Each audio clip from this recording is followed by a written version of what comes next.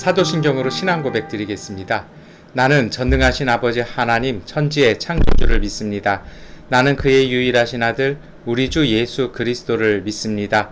그는 성령으로 잉태되어 동정녀 마리아에게서 나시고 본디오 빌라도에게 고난을 받아 십자가에 못 박혀 죽으시고 장사된 지 사흘 만에 죽은 자 가운데서 다시 살아나셨으며 하늘에 오르시어 전능하신 아버지 하나님 우편에 앉아 계시다가 거기로부터 살아있는 자와 죽은 자를 심판하러 오십니다. 나는 성령을 믿으며 거룩한 공교회와 성도의 교제와 죄를 용서받는 것과 몸의 부활과 영생을 믿습니다. 아멘. 찬송가 263장 찬송 드리겠습니다. 이 세상 험하고 나 비록 약하나 늘 기도 힘쓰면 큰 권능 얻겠네. 주의 은혜로 대속하여서 비와 같이 붉은 죄 눈같이 이겠네. 주님의 권능은 한없이 크오니 돌 같은 내 마음 건너겨 주소서. 주의 은혜로 대속하여서 비와 같이 붉은 죄 눈같이 이겠네. 내 마음이 약하여 늘 넘어지오니 주 예수 힘주사 굳세게 하소서. 주의 은혜로 대속하여서 비와 같이 붉은 죄 눈같이 이겠네. 죄 사함 받은 후 새 사람 되어서 주 앞에 서는 날 늘 찬송하겠네. 주의 은혜로 대속받아서 비와 같이 붉은 죄 눈같이 이겠네. 아멘. 시편 126편 1절부터 6절까지의 말씀 세 번역본으로 함께 읽겠습니다. 주님께서 시온에서 잡혀간 포로를 시온으로 돌려보내실 때에 우리는 꿈을 꾸는 사람들 같았다. 그때 우리의 입은 웃음으로 가득 찼고 우리의 혀는 찬양의 함성으로 가득 찼다. 그때 다른 나라 백성들도 말하였다. 주님께서 그들의 편이 되셔서 큰 일을 하셨다. 주님께서 우리 편이 되시어 큰 일을 하셨을 때에 우리는 얼마나 기뻤던가. 주님, 네겝의 시내들에 다시 물이 흐르듯이 포로로 잡혀간 자들을 돌려보내 주십시오. 눈물을 흘리며 씨를 뿌리는 사람은 기쁨으로 거둔다. 울며 씨를 뿌리러 나가는 사람은 기쁨으로 단을 가지고 돌아온다. 아멘. 네, 우리 시편 126편 말씀은요, 어떻게 보면 개선행진곡이라고 이렇게 또 볼 수 있습니다. 우리 찬송가 가사로도 있죠. 예. 거두리로다 거두리로다, 이게 뭐 이렇게 찬송 우리가 합니다. 이 말씀인데요. 이 말씀이 그 성경 안에서 정말 이렇게 중요한 말씀이기도 합니다. 구약 성경의 그 중요한 여러 가지 주제들 중에 하나가요. 언제냐라는 겁니다. 어느 때까지냐라는 것이죠. 왜냐하면 이스라엘 백성이 숱한 고난을 겪습니다. 이 나라를 빼앗겼고요. 포로로 끌려갔습니다.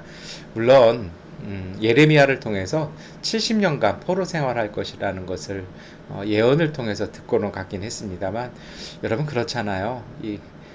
정말 힘들 때는 시간이 안 가잖아요. 하루가 정말 몇 년같이 흘러가는 게 힘들 때입니다. 그리고요, 정말 힘든 건요, 탈출구가 안 보인다라는 것입니다. 뭐가 좀 끝이 나야 되는데 언제가 끝이냐라는 것이죠. 여러분, 우리도 그런 것 같아요.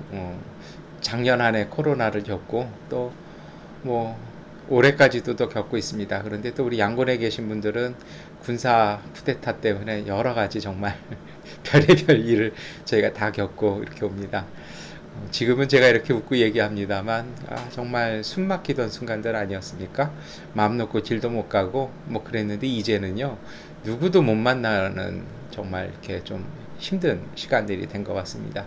이럴 때 되다 보면 우리가 참 답답해요. 이게 끝을 알면, 결과를 좀 잘 알면 견딜만 한데, 이 끝이 잘 안 보이고 그 실마리가 어디에서 시작할 것인지, 또 우리가 알고 있는 여러 가지 정보나 우리의 경험들을 봐서는 기미가 안 보이니까 더 힘들고 더 갑갑한 때인 것 같습니다. 이스라엘 백성도, 유대인들도 그랬던 것 같습니다. 정말 시온의 포로로 끌려갔을 때 이것이 언제 올 것인지, 말로는 몇몇 사람들이 말로는, 기도한다는 사람들 이야기로는, 성경을 읽는다는 사람 말로는 70년이라는데 그 70년이 언제 올지, 또 문제가 성경에서는 숫자가 하나의 문자잖아요. 그 70년이 진짜 70년인지 아니면 그냥 문자적인 하나의 하나님의 수라는 그런 개념일 것인지 참 막막하고, 이게 그랬던 때입니다. 그래서 사실은요, 많은 사람들이 신앙을 많이 버리고 바벨론으로 동화되기도 했습니다. 그런데 그들 중에 소수가 그 약속, 그 예언을 믿었던 사람들이 있었습니다. 그리고 그들이요, 정말 바보 같은, 그 시대 그 상황 속에서는 바보 같은 그런 삶을 살았었던 거죠. 마치 우리가 영화 암살이라는 영화 마지막에 보면 그런 얘기 나오잖아요. 독립운동가가 그 친일파한테 왜 민족을 팔았냐라고, 왜 동지를 팔았냐 그랬을 때 그 사람이 이렇게 얘기합니다. 독립될 줄 정말 생각 못했다. 이 빛이 사라져 버렸다라는 것이죠. 그런데요, 오늘 시편 126편과 성경은 분명히 얘기합니다. 하나님의 말씀대로 그 약속이 이루어졌다라는 것입니다. 절망의 시간, 그 어둠의 시간은 끝이 났다라는 것입니다. 그것이 하도 안 믿겨져서 뭐라고 얘기합니까? 우리는 꿈을 꾸는 사람 같았다라는 겁니다. 페르시아 황제의 명령에 따라서 정말 모든 것을 보장받고 고향이었던 예루살렘, 하나님의 성소였던 그 예루살렘으로 돌아가는 제사장들과 그 지도자들이 돌아가면서 뭐라 얘기하냐면, 이게 꿈인지 생신지 모를 정도로 하루아침에 이루어졌다는 겁니다. 정말 역사가 그랬어요. 페르시아라는 작은 왕국이 바벨론이라는 큰 제국을, 그 막강한 제국을 전쟁도 별로 치르지 않고 한 번에 그렇게 장악한 건 역사에서 가장 큰 수수께끼에 해당하는 사건이었습니다. 그래서 2절에도 보면 뭐라 얘기합니까? 정말 웃음도 가득 찼고, 왜요? 이게 너무 신기했고요. 찬양의 함성이 가득 찬 게 너무 이게 신기롭다라는 것이죠. 그래서 심지어는 다른 나라 백성들도 저들의 신이 그들 편에서 이루어 주셨다라고 축복해 준다라는 것입니다. 너무 놀랍다라는 것이죠. 그래서 성경은 분명히 말씀하십니다. 우리가 고백도 그렇게 하잖아요. 알파와 오메가 되시는 우리 주 예수 그리스도여라고 우리가 고백하고 또 청원하기도 하는데요. 반드시 그 끝을 있습니다. 그런데 이제 그 중간을 어떻게 견디냐라는 것이죠. 그것이 바로 이 4절과 5절의 말씀인데요. 우리 4절 말씀 함께 읽겠습니다. 주님, 네겝의 시내들에 다시 물이 흐르듯이 포로로 잡혀간 자들을 돌려보내 주십시오. 그들은 그 기다리는 시간 동안 기도했다라는 것입니다. 근데 네겝의 시내라는 것이요, 네겝은 땅 이름이 아니라 네겝은 황무지라는 겁니다. 그런데 네겝의 시내들에 다시 물이 흐른다라는 것은요, 어제 주일 설교의 야복강에서도 제가 말씀을 드렸는데요, 이스라엘 땅은 이 우기와 건기가 분명해요. 그리고 우기가 짧습니다. 그러면 그때 이렇게 하면은 그때만 흐르는 물이 있습니다. 그래서 제가 야복 먼지만 뒤집어 쓰는 곳, 이렇게 해서 허무한 곳, 이런 말씀 드렸잖아요. 이 네겝의 시내라는 것은 그런 것입니다. 보통 때는 물이 없어요. 탁 말라 있었는데요. 우기가 되면 거기에 다시 물이 흐르고 그 주변에 생명이 돋아납니다. 다시 말해서요. 지금은 척박하고 메말라 있지만 하나님의 그 비는, 하나님의 물줄기는 다시 흐른다라는 것입니다. 그것이 그렇게 되듯이 오늘 우리를 돌려보내달라고 그들은 기도하며 견딘 것입니다. 그런데요, 이게 참 쉬운 일이 아닙니다. 예, 제가 설교로는 말하기 쉽다라고 생각하실 수 있을 것 같아요. 예, 참 말은 쉬워요. 근데 정작 겪어보면 이게 그것을 견디고 그것을 기도로 품고 나가는 것은 쉽지 않습니다. 어떻게 했을까요? 저는 그것이 바로 5절의 말씀이고 5절의 영성이라고 생각합니다. 5절과 6절의 말씀 우리가 함께 읽겠습니다. 눈물을 흘리며 씨를 뿌리는 사람은 기쁨으로 거둔다. 울며 씨를 뿌리러 나가는 사람은 기쁨으로 단을 가지고 돌아온다. 여러분, 이 말씀은요, 갑자기 지금까지 얘기하고 좀 다르잖아요. 그렇지 않습니까? 지금까지는 막 했는데 4절서부터는 아마도요, 그들이 그 시간들을 길고 긴 그 70년의 시간을 인내하면서 기도하면서 했던 기도의 내용 같습니다. 그런데 5절과 6절은요, 하나의 신앙 고백입니다. 이렇게 보면은 사실 5절, 6절이 대꾸로 이루어져 있습니다. 이 단어라든지 그 내용이 좀 비슷하고 다만 표현만 좀 다르잖아요. 이제 시편의 가장 유명한 평행대꾸라는 것인데요. 평행대꾸가 사실은 시편에서는 가장 중요한 주제가 담겨 있는 구절이기도 합니다. 이 눈물을 흘리며 씨를 뿌린다라는 것, 그냥 사실 저도요, 미얀마에서 이번 2년 동안의 사태를 겪기 전까지는 이것이 그냥 힘든데, 더위에, 그리고 그 농사 짓는 것이 힘들지만 참고 나간 것은 이게 그렇게 하면 곡식을 거두는구나, 이렇게만 생각을 했었어요. 근데 2년 동안 이 말씀을 묵상하다가 이게 마음에 와 닿는 것이 있습니다. 눈물을 흘리며 씨를 왜 뿌렸을까요? 여러분, 일단 이것을 뿌렸던 사람들, 이 일을 했던 사람들은 누굽니까? 유대인들이었고 그들은 포로들이었습니다. 포로들은요, 경적지가 뭐 바벨론 사람처럼 주어지지 않죠. 아마도 노동에 동원됐을 것입니다. 마치 종살이 하듯이 일정량의 곡식을 바벨론 정부나 그 바벨론 사람들에게 바치고 남아 있는 것을 통해서 그들은 살아나갔을 것입니다. 그러면 자기 농사 아니잖아요. 열심히 일해봤자 자기 거 아니잖아요. 그러면 그 나가는 게 얼마나 비참하고 얼마나 마음이 아팠겠습니까? 또 그 당시 끌려갔던 포로들 대다수가요, 농사 짓던 사람들이 아니었어요. 그들은 제사장들이었고 그들은요 지도자들이었고 그들은 학자들이었습니다. 백성의 지도자들이었죠. 한때는 제사장이고 지도자였는데, 내가 하나님을 섬기는 사람이었는데 이제는 노예처럼 포로로 끌려와서 이제 이 농사를 해야 되고 황무지를 개간하는 일을 해야 합니다. 참 어떡하다 이렇게까지 됐나. 그들은요 인생의 쓴물을 흘렸을 것입니다. 그것이 바로 눈물이었을 것입니다. 그래서 어떤 사람들은 그것을 거부한 사람도 있었을 거고요, 어떤 사람들은요 다른 선택들을 했던 사람들도 있었을 것입니다. 그런데요, 예레미야의 예언이 있었습니다. 이 땅에서 이 예레미야가 그랬거든요. 땅을 기경하라고요. 그 말씀을 믿고요, 그 수모 어린 농사를, 그 정말 서러움의 그 일들을 그들은 아침마다 일어나면서 눈물을 흘리면서 씨를 뿌린 것입니다. 이 씨를 뿌리는 때는요 기대와 소망을 가지고 해야 되지 않습니까? 그런데 오죽했으면 눈물을 흘리면서 씨를 뿌리겠습니까? 그런데 뭐라 고백하는 것입니까? 그랬던 그들이 매일같이 그 일을 하면서 뭐라 얘기합니까?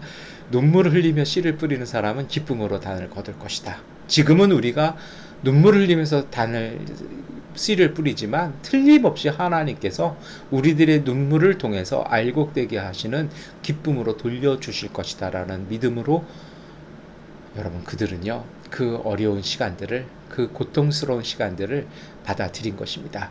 여러분, 그래요. 정말 어떤 분들이 그런 얘기도 합니다. 희망이 안 보이고 길이 잘 보이지 않습니다. 저는 그렇게 말씀드릴 수 있습니다. 제가 목회하면서 깨달은 것 중에 하나가요, 길 안 보여요. 희망 안 보입니다. 정말 희망은요 누구냐면 우리 자신입니다. 하나님 안에 있는 우리 자신입니다. 길이 어디냐고요? 그 길은요, 우리 안에 임재하신 하나님을 따라, 예수님을 따라 내가 길을 만드는 것입니다. 그래서 우리가 길 대신 예수 그리스도를 따라 만드는 길이 다른 이들의 길이 되는 것입니다. 여러분, 등산할 때 그래요. 예전에 조금 관심이 있어서 군대 가기 전에, 그때는 조금 날씬해가지고 이렇게 암벽 등반을 조금 배워봤던 때가 있습니다. 가장 전문가인 사람들이 앞에 가서 아무것도 없이 맨손으로 올라가서 이렇게 길을 만들고 거기에 자의를 걸고 거기에 로프를 걸어서 다른 사람들이 오도록 합니다. 우리는요, 밑에서 바라보는 그 연습생들은, 훈련생들은 누구만 봐야 합니까? 그분들만, 앞에서 길 만드시는 분들만 봐야 했습니다. 예수 믿는 오늘 우리가 바로 그런 사람입니다. 희망이 안 보이시고 길이 안 보이십니까? 오늘 우리입니다. 오늘 우리가 하는 일에, 여러분, 어렵고 고된 일들이지만 그 자체의 의미를 두십시오. 내가 하는 이 일, 그들이 자기 농사 지은 거 아니라고 말씀드렸잖아요. 포로로 끌려서 억울한 노동에 그들은 동원됐을 것입니다.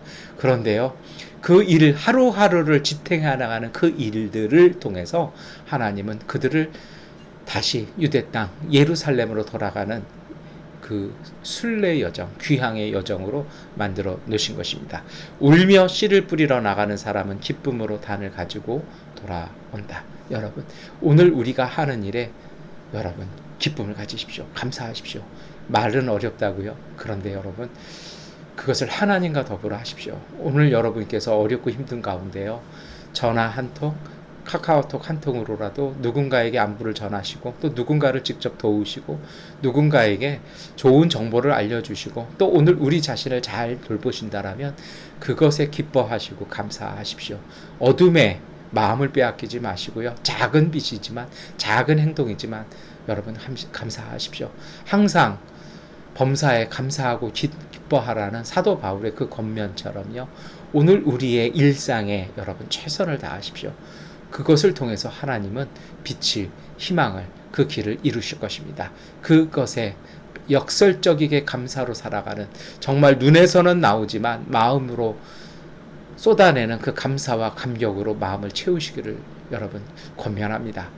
그리고 축원합니다. 그 마음 따라 하나님께서 오늘 우리를 이끌으셔서 기쁨으로 단을 거두고 돌아오게 하는 정말 꿈과 같은 일들이 정말 우리가 이겨냈고, 이것을 통해서 하나님의 놀라운 은혜의 역사를 이뤄냈다라는 감동과 감격의 그날 우리에게 약속되어 있습니다. 그날을 그 믿음으로 여러분 오늘 하루도, 또 이번 주 한 주도 승리하시는 믿음의 가족들 되시기를 축원합니다. 기도하겠습니다. 전능하신 아버지 하나님, 오늘 우리 가운데 함께 하시니 감사합니다. 주님, 우리에게 주신 은총에 집중하게 하여 주옵소서. 우리의 일상을 살아가며 하나님 이것을 지켜나가는 것에 감사하며, 여기에서 희망을 보며 빛을 보며 길을 보아 참된 길과 빛을 만들어가는 주님의 사람들 되게 하여 주옵소서. 어렵고 힘들 때마다 하나님 기도하게 하여 주시고 찬양하게 하여 주셔서 우리의 눈물과 우리의 슬픔을 하나님께서 화관으로 바꾸어 주시는 기쁨의 역사가 우리 안에 있게 하여 주시옵소서. 작은 일상이지만 이 일상을 통해서 하나님, 오늘 우리의 작은 삶을 통해서 하나님께서 놀라운 역사 이루심을 믿고 오늘 하루도 승리하게 하여 주옵소서. 예수 그리스도의 이름으로 기도드립니다. 아멘. 하나님께 기도하는 시간 갖도록 하겠습니다.